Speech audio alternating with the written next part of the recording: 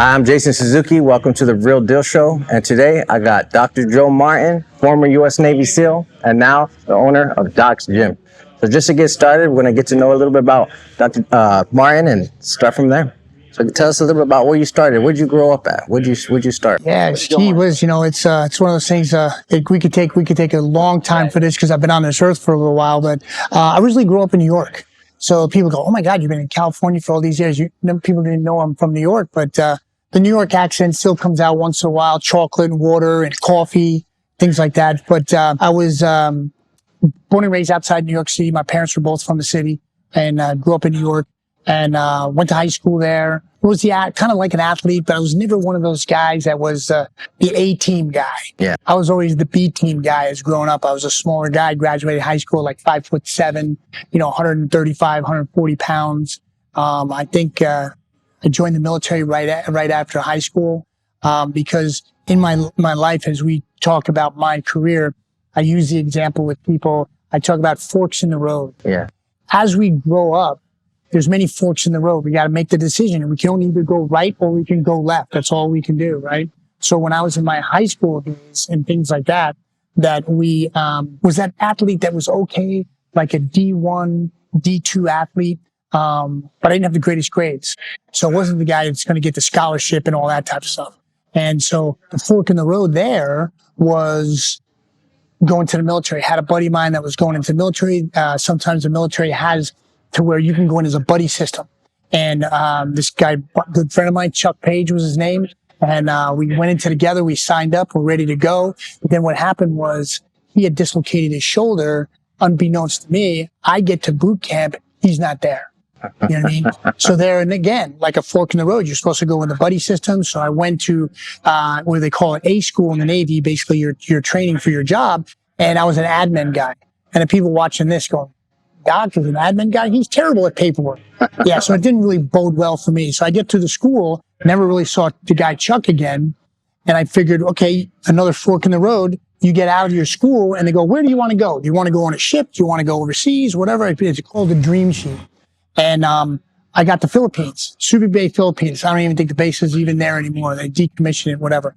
But I'm like 18, 19 years old going to Subic Bay, Philippines. Anybody who's ever been there in the Navy, they know the time that you have in the Philippines. But when I was there, yeah, we won't go into that. But when I was there, I saw these guys in these UDTs, right? This is 1979. You know what I mean? So yeah, you do the math and I'm up there right now. And, but I met these guys and they were wearing UDTs in the gym. I said, hey man, what do you guys do? Like I'm in the admin, and whatever. And he goes, oh, we're SEALs. And I kind of remembered it because in boot camp, you could try out for the SEAL team in boot camp. It was in Great Lakes, Illinois. Did you know much about the SEALs at that time or not really? Not really, because you got a little glimpse of it. There was a one-day class when you're in boot camp. I took the swim test and I failed it. You know what I mean? I was an okay swimmer, but I wasn't great. If you didn't pass the swim, you couldn't go on to the other PT things, pull-ups, push-ups, and all that type of stuff. So when I'm in the Philippines, I'm like, oh yeah, I remember you guys like in boot camp, they gave a class. And they say, hey, man, we see you at the gym all the time. We see you running. What do you do? Yeah. I'm an admin guy. They go, man, you can be more than an admin guy. And to this day, I don't even know those couple guys that kind of pushed me towards it, but thank you very much. And I said, you know what? I want to do this. So it was a little bit more difficult back then because then you have to apply to the commanding officer. You have to apply to the base. I took the test. I passed the test. And lo and behold, I got into buds.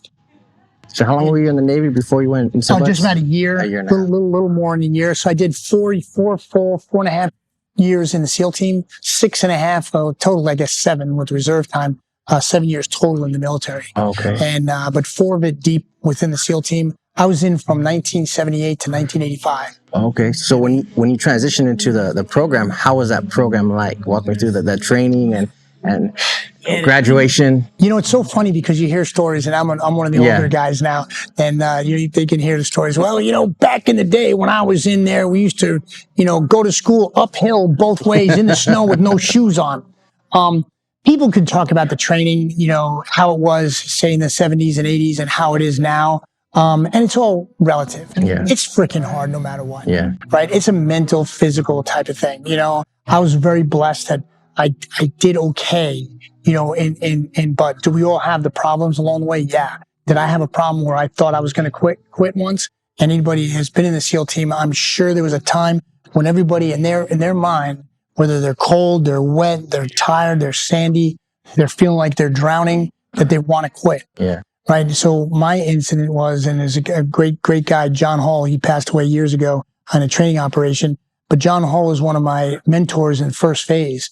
And I was very blessed. I was, the fastest runner in my class. I had the fastest obstacle course and the record, for a while after Buds. But the PT stuff was pretty easy for me. The swim, I wasn't the greatest swimmer.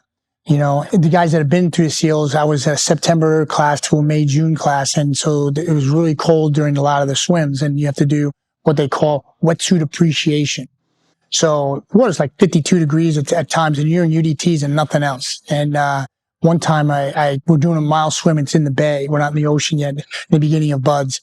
And we're doing a mile swim. And they pulled me out of the water because my swim buddy was like, I'm getting hypothermia, you know what I mean? I'm like, as they call it, ticks up, and they pulled me out of the water. They threw me in the showers, and I didn't quit. So that at the time, they said, listen, you didn't quit. It was a medical thing. But guess what? Tomorrow, same thing. You got to do the same thing again. And I went into the first phase office. I was talking to John Hall, and I'm like, man, I don't think I could do this. And he's like, hey, listen, man, you're a great runner. You're a good motivator. Just in the small amount of time that we know you, we think you got what it takes. And I went out, and I'm like, forget this. I'm quitting. I'm ringing out. I walked out, and my class, was small at the time, and a couple of guys took the bell off the wall. Hey, listen, Joe, they let the guys that the water was unseasonably cold. We're going to let you wear the wetsuit. The other guys have earned their wetsuit. We didn't yet. So we had to do the swim with them with no wetsuit. But the other guys could do the swim, the next mile swim, right? They earned the wetsuit. So we're humping it from the ocean side, Coronado side, over to the amphibious base on the other side. We're getting right there. I'm with my wetsuit, and my buddy, his name was Mark Krause. He was on the Olympic swim team, 1980. And, there was a boycott that year, so he didn't go. He went into the SEAL team. He says, hey, listen, put a bunch of Vaseline between your legs, underneath your armpits, around your neck, because if you can't wear a wetsuit, you'll be a little bit warmer because you got the Vaseline. I don't know if it really worked or didn't work. I don't even know. We get out there, and the lieutenant in charge of the phase there, first phase, he's like, what are you guys doing with the wetsuit? You guys didn't deserve this, right? You came up medically. We're going to give you the break. But you got to go out there and do what they did yesterday. You're still swimming the mile. Yeah. It just seemed like the whole class was like, there goes Joe. Oh, yeah. He's ringing out. But for some reason, I just, thought of the guy, John Hall. He says, hey, man, you got what it takes, And I got in with my swim buddy, and I think that day was probably the first second swim pair out of the water. I swam like I was a freaking torpedo, And I never had a problem. And this was before Hell Week. I never had a problem after that. Because I think what happens is, and anybody that's been through SEAL team understands, is that time where it just clicks. You know what I mean? There's going to be many difficult times, but it just clicks that you go, oh, I got this now. I can overcome any type of obstacle that they throw at you. And I kind of took it like that. One of the things I tell a lot of guys getting ready for a SEAL team to go in, I said, listen, the SEAL team has this motto: is the only easy day is yesterday, because every day is going to have its own, own problems, its own obstacles to think about overcoming, the struggles and etc. But yesterday's already done. So as long as you get through today, and one of the things I realized, and I talked, to a lot of guys in my classes, the instructors are there to instruct, but the instructors get there in the morning before we're up, and they plan the morning. But they also have to feed us. Yeah. Right? They have to take a break. The officers or the enlisted have to go home, and they switch duties, and new guys come in. But every evolution has an ending. And what happens with people, they think when you're in the thick of it, whether you're doing log PT, you're out in the ocean, you're getting, surfed, and you're rolling sugar cookie, you think to yourself in that moment that it's never going to end. Yeah. But I would tell myself, whoa, wait a minute. This has to end. PT has to end, because we've got to do what? 4 o'clock in the morning? At some point, we've got to go to chow. Mm-hmm. So if you can get to chow, you did okay. Yeah. Then when you come back, you may get harassed somehow. You may get thrown in the surf, rolled around, but you still got to go to the classroom. So if you got to go to the classroom, they got to make a change, because you're not going to go in the classroom all dirty, because they don't have to clean it. Yeah. Right? And then if you get into the class, you may have some other evolution, but you still got to go eat dinner. And at some point, you got to go to bed. Yeah. And you still got to wake up. So what I did was instead of taking it 24 hours at a time, I took it evolution at a time. And it made it a lot easier for me because I know, hey, this sucks right now. This obstacle course race, this sucks. But you know what? I'm going to get through it. This run with logs or boats over your head, it's going to end. And when it does, you're going to get some sort of a break. You know, they had this incident during Hell Week, they were down at, the swamp pits they had at the time. And I'm not even sure they still have those, but you go down there, just miserable. You're cold. It's 24 hours. You got Hell Week is going on for the week, hardly any sleep. We had a class start over with 50, 60 guys. Some of the classes start more, start less. The class I was in is class 112. Any guys watching this, it's, I don't know, class 300 and something. So definitely I'm one of those dinosaurs now, you know. But in the class, and you can see the pictures on the walls, we graduated with 9 original guys. That was it. You know, but we started only with 50 or 60. Nowadays, the SEAL teams, because everybody kind of knows about them, they start with larger classes. But we started with like 50 or 60. Hell Week, everybody quit that was going to quit. Nobody after Hell Week quit at all. Nobody got rolled out. Nobody got, you know, admin out. Nobody got classed out because their grades weren't good or physical. We only had 9 guys. So during Hell Week, we had 2 boat crews. Okay. That was it. So the idea behind Hell Week is competition. So if you have 10 boat crews, sometimes you get little breaks in between. If you're the fastest boat running and the last boat's 20 minutes away, the first boat gets a prize, which is rest. But once the last boat finishes, everybody's up. The last boat didn't get anything, right? But you only compete against 2 boats. Yeah. So what's your rest you're going to get anyway? Yeah. So we were out to the mud flats, right? And there's about, 9 of us, and maybe there's a couple guys still hadn't quit yet, but Hell Week wasn't over. And you had to dig a ditch in the sand.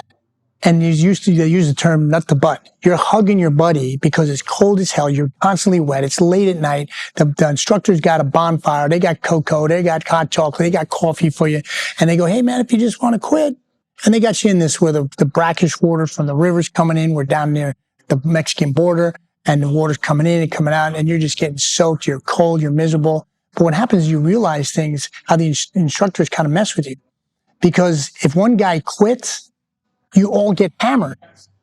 So it behooves you to go, yo, bro, don't quit. Yeah. Because you're just going to F your buddy. Yeah. You know what I mean? Because that person that quits becomes an I. He doesn't become a team, right? He's thinking about I, myself. You know what I mean? So what happened was there's only 10 guys, say, for example, easy math. But if there's 60, 70, 80 guys, you had to get up every minute on the minute for the hour or whatever time we were there in there. And you'd have to jump up and pop up and you go, all as well as at Camp Swampy by the Sea. It's like duck, duck, goose. You tap your buddy. He's got to pop up. You get to hit the sand and try to sleep for a couple minutes. But if you think about it, there's only 10 people. It's only 10 minutes. Yeah. But if you have 60, 70 people in a class, you're going to get a little more rest. Yeah. You know what I mean? So the idea behind it is you think to yourself, I got to get through minute by minute, hour by hour, evolution by evolution, and then day by day. And if you had that mentality throughout the training, it made things easier. And what do you think the foundation did for you as a person in your life? You know what I mean? And that's what I kind of got out a lot of, going through buds in the sense that, man, every day there's challenges, but tomorrow's going to come. And then yesterday's not going to feel as hard as you thought it was. And it's the confidence that you had those challenges, you overcame them. And subconsciously, you got that confidence rolling forward. Yeah. So you did buds, and what class was that? Class 112. 112. Yeah, and then I got stationed at SEAL Team 2, where I spent my SEAL Team career. Like I said, I was a guy that was in total Navy for 6 years, and I was in from like 78 to 85. Got discharged out after reserve, a little bit of reserve time. But I wasn't a combat veteran. I was close to SEAL Team 2, close to going to Grenada, but I didn't go. We did some little bit of deployment stuff down in South America. In little skirmishes, things like that with the cartels and the drugs. But I really never got involved in it. And, it's funny because, I'm very blessed to have, met a ton of team guys, my mentor, guys that have known me. I was pretty high speed for the time that I was in. You know what I mean? I'm blessed to have a pretty good reputation in there. But, there's a lot of guys that think that every single SEAL, every single Green Beret, every single Delta guy, everybody goes to war. Yeah. May not necessarily be the case. So say, for example, we do the math and we do history. right? I can't, we have these terms that we call stolen valor, where guys will be caught in the airport or be caught somewhere. They go, oh, they were SEAL, they were Delta, they're wearing pins or wearing whatever. It's called stolen valor because people are claiming things they didn't do. I could do the same thing, make up stories, but I'm not, because, I love what I did when I did do it. It built the foundation of who I am today. But also, too, is you could do the math and call me to the carpet on the years, right? So if I was 78, even if I was 78 to 98, and I did 20 years, right? It was all a small little skirmish. We had in Grenada, then we had Desert Storm, which hardly anybody went over for, and then 98, right? Well, 9/11 didn't hit for a couple of more years, right? And then nobody really went over right away till maybe 2 or 3 more years later. Now it's shit, like when the first couple of guys maybe say 2002, 2003, I'm only 43 years old. Even if I wanted to be boots on the ground, I would have been so high senior, either senior enlisted or becoming an officer at the time. And, it just was not my time. But what I got out of the SEAL team is that mentality, that fortitude, the always, pushing forward. I got the mental mentality of staying fit, staying healthy, right? Because when you stay healthy, mentally you feel better. So then I took that fitness, which I was, considered a pretty fit guy in the teams, that I took it towards my civilian time. And I joined, I went back to Philadelphia where I went to college. I went to Temple University for my undergraduate education in exercise science. So the SEAL team mentality, from the fitness point of view, can go a lot of ways when people get out. Guys go contracting work. Guys go to Florida and they're cleaning hulls because they love to scuba dive. I was the fitness, nutrition, health guy. So I wanted to get my degree in that, and then someday down the road, own my own gym. Well, someday down the road is also now, and so I've accomplished that. But then when I got done with that, with the undergraduate education, I was like, where am I going to go with that if I want to open an establishment and into fitness and nutrition and health and staying healthy? I went on to chiropractic school. So I became a doctor in chiropractic where I specialize in sports medicine. So I've been in practice now, finished up 34 years, doing that. And with the chiropractic, what kind of work and people and clients did you see during your time as a chiropractor? Yeah, well, so the fun stuff is obviously you see in the gym. So still, my age, 63, going to be 64 years old. I'm still doing PT. I'm still hitting it hard. I'm still training myself. I'm still training other people, getting guys ready for the military, getting guys ready for the police academy, the fire academy, the paramedics. That type of first responder, getting those guys and gals, ready for that. The bread and butter to run a business, you're still doing the Blue Cross, you're still doing the Blue Shield, you're doing auto accidents, personal injury cases. That's what makes the money. But where I had the most mental fun, if you will, is like we're doing here, training people, staying in shape myself, trying to drag people with me, right? So I look at it this way, is people retire, say, for example, the police department, right? I'd say 55 years old. The attrition rate of a police officer to where they leave this earth is about 5 years after retirement. And that's just a crazy number because, how can that be? Because what happens is that hustle bustle dies down because they're retired and they have nothing to do, right? So my job is, because I'm even older than that, I'm still running and gunning, right? I want to be able to educate people. Hey, listen, when you get to those retirement years and things like that, you still want to be able to perform and live a good, healthy life. So I'm trying to lead by example by staying fit and educating my patients and the people in the gym. Once you do get to a certain age and you do feel like retirement, still stay that, mentally fit.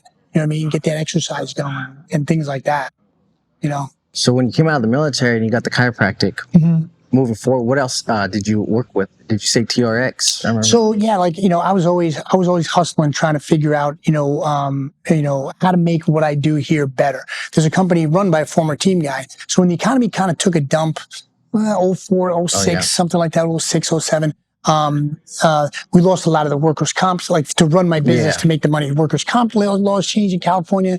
The way you could treat patients changed in California. So a lot of guys just left the state. I kind of downsized my office, and I found this fitness company called TRX, run by a guy named Randy Hetrick, and he was a former team guy too. So I was like, whoa, This guy was looking for, I went to his course to try and bring that into my gym, the piece of equipment. We got to meet, and I met another guy, Kenny Taylor, who was a 20-year team guy. He was one of the instructors too. He was a sales guy for Randy. And I came on as one of their first certified trainers. I worked for them for about 6 years, traveling all over the world on educating people how, suspension training or body weight training can keep you in the best shape possible.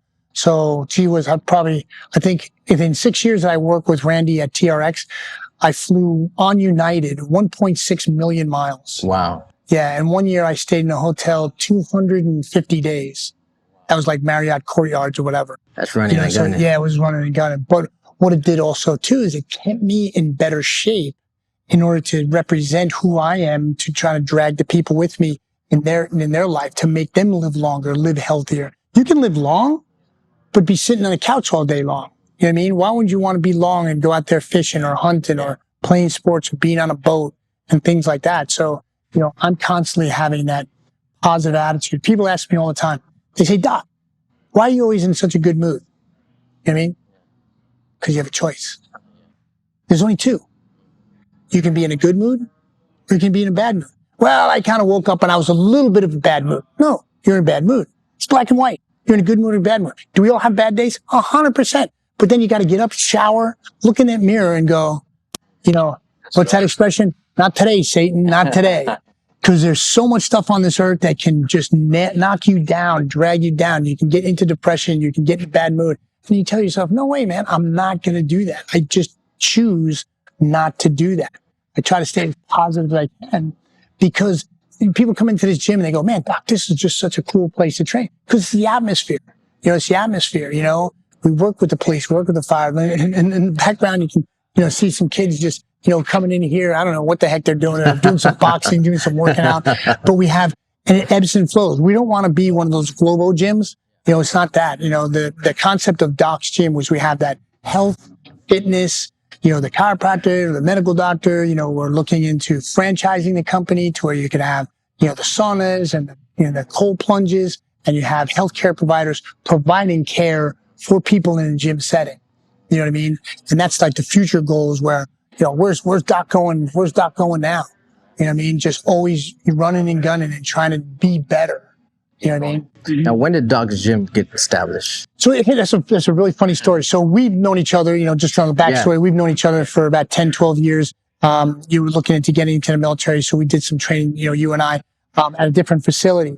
And when we just kind of butted heads, business happens all the time. Great guy. And just, we're going in different directions. And that proverbial fork in the road, we'll continue to talk about a fork in the road. So he went one way, I went the other, and opened this place about 9 years ago. And when I moved here, a bunch of my clients and patients were like, hey, where did Doc go? Oh, well, Doc opened his own gym. Well, where's that at? Oh, it's on, Minnewawa Avenue and things like that. Well, what's the gym called? I don't know. It's just Doc's place. So eventually, over time, people named it. I didn't. They go, where are you going? Well, I'm going to Doc's place. We're going to Doc's Gym. So it just kind of like through osmosis, it just became, I didn't even think of the name. It came. You didn't have to sit down hours. It was just natural. Because everybody's, hey man, we're going to Doc's. We're going to go work out at Doc's. So I still do. One of the things that we're really proud of here, is the fact that we get guys ready. We worked with you 10, 12 years ago.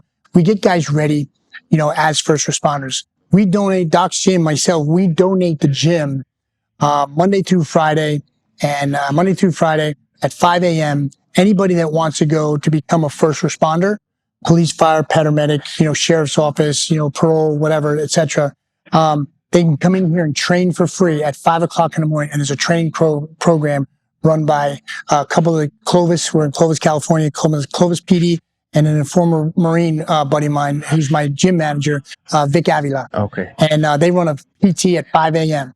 I run the sessions in the evenings, right now, just Wednesdays and Fridays, from 7 p.m. to 8 p.m. But we get this for free because we're putting out I feel in my life right now, it's time to give back, right? I've been very blessed in my life with some of the successes and some pitfalls, but with some of the successes. If I still have the mentality of that first responder as a former team guy, why not help give somebody a leg up? right? There's a lot of these young guys and gals in this business trying to get into the first responder business. They don't have the money. They don't have the resources. Well, you know what? I'm blessed. Come on in. The gym is yours. Train as best you can. When these guys and gals have been through the academy, they are shining in the academy, both mental, physical, educational, with all, the things they do, codes and police work. But most of them, at the top 10%, are coming from this gym, right? So what we're trying to do is give back to make sure these men and women that are first responders are at the, top shape that they possibly can be mentally and physically. Okay, You know what I nice. So at Doc's Gym, beyond that, you have other stuff as well, correct? But what are some of the products and services when someone comes to the Doc's Gym and joins? Yeah. So, we do have, I've seen the background. We do have trainers that are available for some of the young men and women.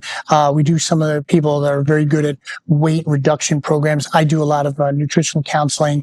I'll do one-on-one training with certain people that are trying to lose weight. Some of the athletes that request, my experience. The first responders, guys getting ready to go into boot camp or they want to become a SEAL. I'm blessed to stay in still good shape that I can give them a run for their money still and do some of the PT with them. Obviously, we got the chiropractic services. Obviously, my profession. So if people have the little owies, if you will, here in the gym, we can take on the other side of the wall back here. And we got a big, we got a chiropractic office too. And then we just do a lot of volunteer. Whatever, like we donate funds to different races and different churches and organizations, to just get their names out there too. We sponsor different events. There's a run this morning that we sponsored and then they have calisthenic competitions. We did one. We donated some money to those guys. So, the money I make here, I try to put back in the community also. Nice. So that's where it's now. Like in the future, you got anything in the plans and the works for the future? I know you're a future planner. We can't sit still. No, what are some of the drawing boards that we have? Well, one of the two of the biggest things on the drawing board we're working on is Doc's Gym. We just hired a company and we're in the mix of doing a franchise. Oh. So, say for example, you're in Miami, Florida, you see a Doc's Gym.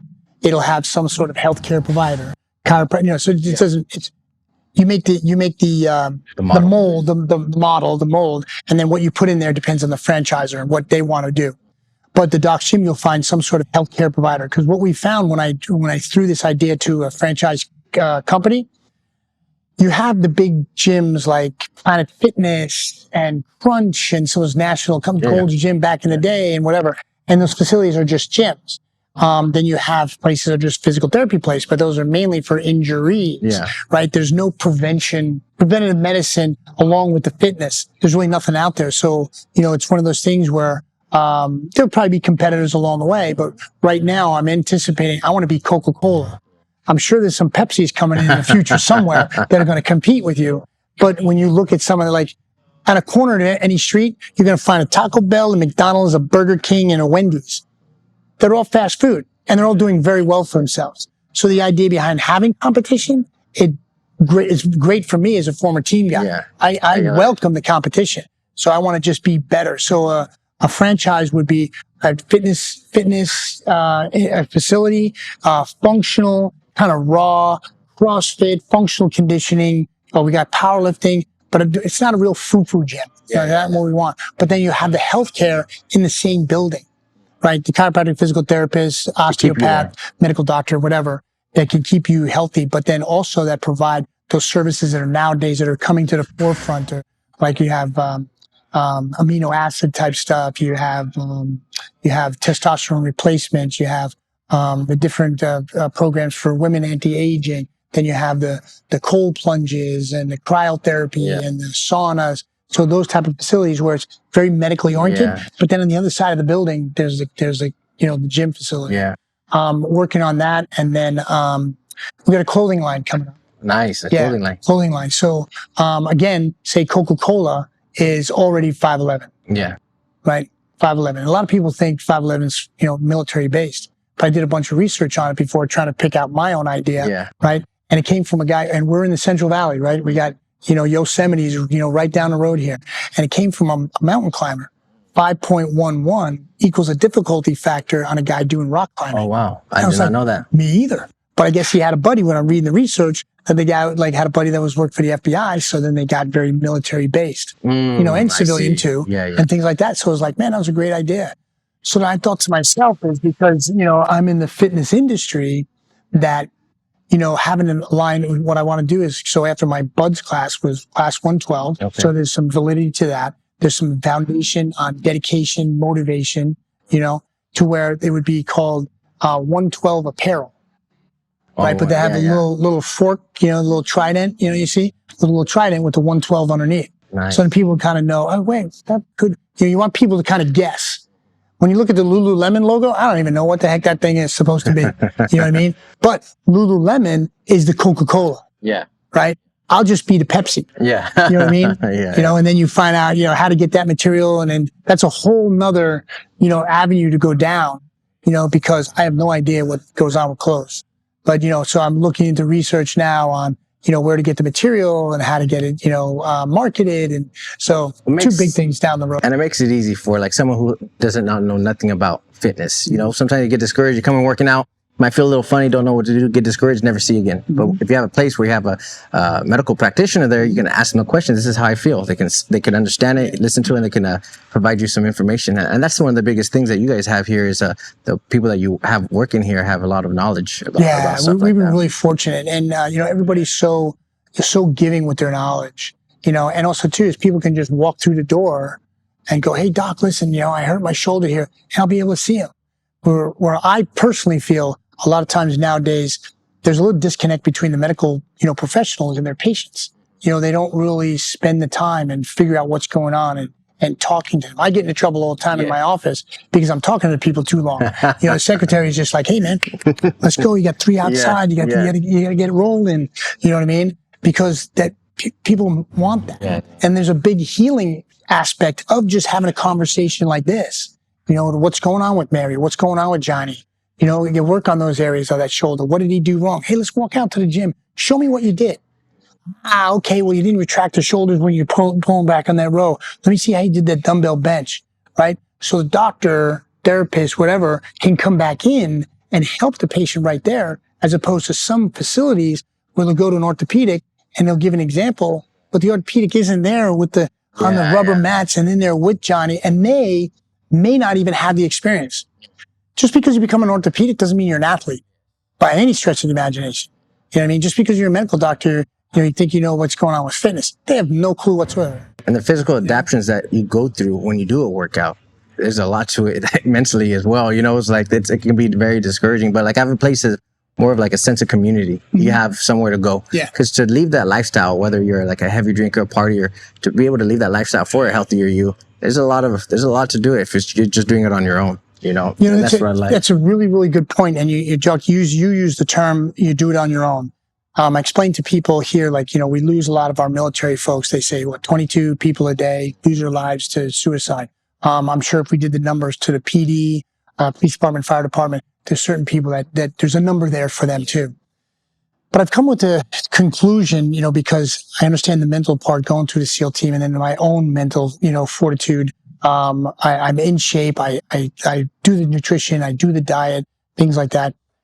But I came to the conclusion that if you think about it in life and hear me out on this, when you come into this world, you come into this world as an I, unless you're a twin and you're coming together. But for the most part, you're coming in as an I. When you come into this world as an I, you have a family, which then is the team, right? And the team is building. Then you get away and you go to school, grammar school, elementary school, first grade, or whatever the case may be. You go into school as an I. But then you get the team, you get the class, you get the camaraderie, you get the kids. There's a team. Then you move on further. You go to play sports. It's an I. You go try out for sports and it's an I. When you have a team, it becomes a team, right? You go to college, right? Where they're playing sports, you're just going to college. You're going to college as an I. You get a dormitory with some kids in it. The dormitory people, the fraternity, the sorority, becomes a team, right? So what happens is when people go into the military, right, special forces, the SEAL team, Delta, and any special forces units or the police department, the SWAT team, whatever, you go into those units, first of all, as an I. Then when you finish your training, you become a team. But what happens is when there's addictions or there's stresses or there's problems in people's lives, the individual pulls himself away from the team and becomes an I again. Don't worry, I got this handle. Oh my God, I got the family with my wife, my husband, this and that. Start tipping a couple alcohol, taking some pills. They're pulling back as an I. The team is there for you. People have to realize that. You know what I mean? The team is there for you, but when you pull yourself away and don't ask for help, or the team isn't vigilant enough to take a look at Johnny or Mary or Sally that's all of a sudden pulling away from the team, and we see them separating themselves and all of a sudden becoming an I. And I think when the I happens, when there's problems in life, people do tragic things to themselves. You know what I mean? So I want to get that out there to people to go, man, always find a team and be with that team. And if there's problems, and say there's no alcohol with it, and like not in your case, being sober, go out and a buddy's like, hey man, bro, we need to go grab a beer. What's going on? How's your wife? How's the husband? The ladies go out, how's the husband? And be able to communicate. The team still has to know what everybody inside the team is doing. But when somebody pulls away and becomes an I, that's where we need to drag them back in again. Because then we have all these, like in the military, 22, people take their lives a day, and any other first responder branch, I'm sure there's a number there somewhere too. But I love that concept of team, you know what I mean? And try never to be an I. And a team works great, especially in fitness, because you need a team, to be able to to get your results that what people want. Yeah, it's definitely one of those people that try to do a lot of that type of stuff, whether it's competing for bodybuilding, powerlifting, things of that nature. Trying to do it by yourself is very, very difficult. Can people do it? Oh no, of course they can. You know what I mean? But it does take a team, to help you. That's why we have a powerlifting team. We have guys that do bodybuilding and they work on their nutrition as a team. You know what I mean? Doing that type of fitness stuff as an I, man, pretty difficult. So people that are out there that want to be able to come out here and check you out, where you're located at? So we're in Clovis, California. We're off of streets here in town off Herndon in a street called Minnewawa, kind of a crazy name. We're open 7 days a week, 5 o'clock in the morning till 9, 10 o'clock during the week. On the weekends, it's 7 to 7. And as you can see, it's pretty chill right now because I'm not really trying to compete with those global gyms. I want people that want to come in here and they want to train. And I'm very blessed that the chiropractic is where my living is. The gym is because I love it. You know what I mean? And that's why it's here. Is there a website that someone can go to? Yeah, we have, the website is Doc's Gym, 112.com. So the 112 is, the class number and things like that I was in. And that apparel thing, how long until you the apparel thing? Yeah, man, we'll have to come back on that. But it's in the mix right now. I'm learning the processes behind it. But that will be 112 apparel. That'll come out. If you see a little trident fork with a 112 on it, you'll know that's mine. And help me out a little bit with that. And we plan on with that type of with the apparel. Is we plan on giving back to, some of the military facilities. We have a SEAL Team Foundation that helps out, our military guys. And I'm, like I said, throughout this conversation, we're all about giving back. So, any some of the proceeds, we're definitely, when we get the ball rolling, we'll definitely get to some of our communities.